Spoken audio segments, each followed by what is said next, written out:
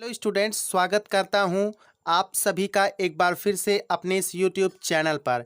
तो आज का जो ये क्लास है ये केमिस्ट्री का है, रसायन विज्ञान। इसमें हम आपको एमसीक्यू बताएंगे, टॉप एमसीक्यू बताएंगे। ये प्रीवियस ईयर पेपर में पूछा जा चुका है, पिछले वर्ष की परीक्षाओं में ये सारे प्रश्न पूछे जा चुके हैं और आपकी इस वर्ष की परीक्षा के लिए भी अत्यंत महत्वपूर्ण है। तो एक बार आप सभी लोग कमेंट करके बताइएगा कि क्या क्लास को शुरू किया जाए। सभी लोग एक बार कमेंट करिएगा कि क्लास को शुरू किया जाए। चलिए सभी लोग लिखेंगे यस। चलो ठीक है। तो ये रसायन विज्ञान का एमसीक्यू है, यानी कि मल्टीपल चॉइस क्वेश्चंस। ठीक है, बहुविकल्पीय प्रश्न। तो चलिए आज का जो पहला प्रश्न है वो आप सभी के सामने हम रखते हैं। प्रश्न संख्या 1 है, आप सभी के सामने स्क्रीन पर आप देख पा रहे हैं। क्वेश्चन नंबर फर्स्ट है, 2 मोल गैस के रुद्धोष्म प्रसार में 2 मोल गैस के रुद्धोष्म प्रसार में गैस द्वारा 5 जूल कार्य किया जाता है। गैस द्वारा कितना कार्य किया जाता है? 5 जूल कार्य किया जाता है। गैस की आंतरिक ऊर्जा होगी। ऑप्शन ए है 5 जूल बढ़ेगी, ऑप्शन बी है 5 जूल कम होगी, या ऑप्शन सी है अपरिवर्तित रहेगी, या फिर ऑप्शन नंबर डी है 2.5 जूल कम होगी। तो ठीक है, इस क्वेश्चन का जल्दी से आप सभी लोग आंसर कर दीजिएगा। इस क्वेश्चन के जो भी क्वेश्चन बताए जाएंगे उसका सभी को आंसर सबसे पहले आपको करना है, उसके पश्चात हम इसका सॉल्यूशन बताएंगे। तो चलिए सभी के आंसर आना शुरू हो गए हैं। इस क्वेश्चन का जो सही आंसर है वो आप सभी का ऑप्शन नंबर बी सही है। 5 जूल ऊर्जा जो होगी वो कम होगी। चलिए देखते हैं किस तरीके से कम होगी। आप सभी यहाँ हल देख रहे हैं कि दिया है जो W बराबर यानी वर्क डन बाई गैस जो दिया है वो 5 जूल दिया गया है। और प्रश्नानुसार ऊष्मागतिकी का हम फर्स्ट लॉ यूज करते हैं, फर्स्ट लॉ ऑफ थर्मोडायनेमिक्स हम यूज करते हैं। तो हम पाते हैं delta U equal to Q minus W होता है। जहां देखिए ये जो W दिया है, W का मान आप यहाँ 5 जूल इसमें रख सकते हैं। तो delta U equal to Q minus 5। रुद्धोष्म प्रक्रम के लिए हम सभी लोग जानते हैं कि जो Q का मान होता है वो 0 होता है रुद्धोष्म प्रक्रम के लिए। तो इसलिए डेल्टा U बराबर -W इक्वल टू -5, क्योंकि जब आप 0 में से -5 घटाएंगे या 0 में से W घटाएंगे तो -W बचेगा। ठीक है, और W का मान -5 जूल है, या देखिए -W इक्वल टू -5 जूल होता है। तो यदि माइनस लगे तो इसका मतलब कमी, यदि प्लस लगे तो इसका मतलब एडिशन या फिर धन। तो ऑप्शन जो बी आप सभी का है, ऑप्शन नंबर बी जो आप सभी का है, यानी 5 जूल ऊर्जा कम होगी, ये ऑप्शन बिल्कुल ही करेक्ट है। आते हैं सेकंड नंबर के क्वेश्चन पर। क्वेश्चन नंबर सेकंड आप सभी के स्क्रीन पर है। Hydrogen spectrum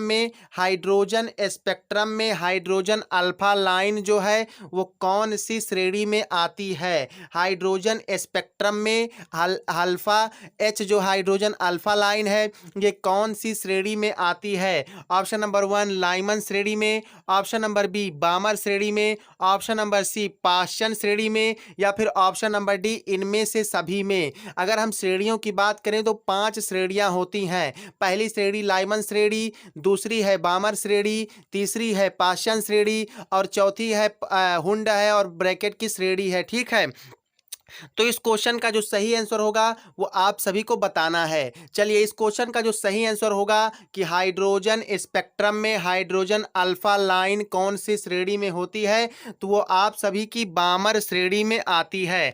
option B is the correct answer. आप यहाँ आंसर देख सकते हैं, करेक्ट आंसर ऑप्शन बी है।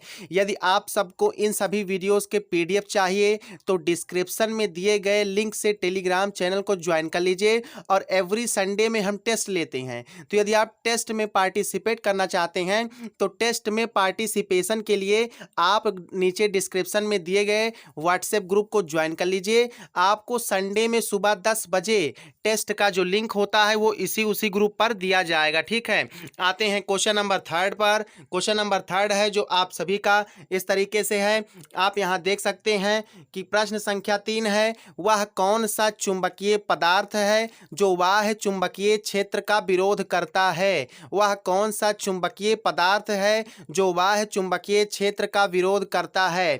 ऑप्शन ए है प्रतिचुंबकीय पदार्थ, ऑप्शन बी है अनुचुंबकीय पदार्थ, ऑप्शन सी है लौह चुंबकीय पदार्थ और ऑप्शन नंबर डी है ये सभी पदार्थ। तो इस क्वेश्चन का जो सही आंसर होगा आप सभी लोगों ने बता दिया होगा।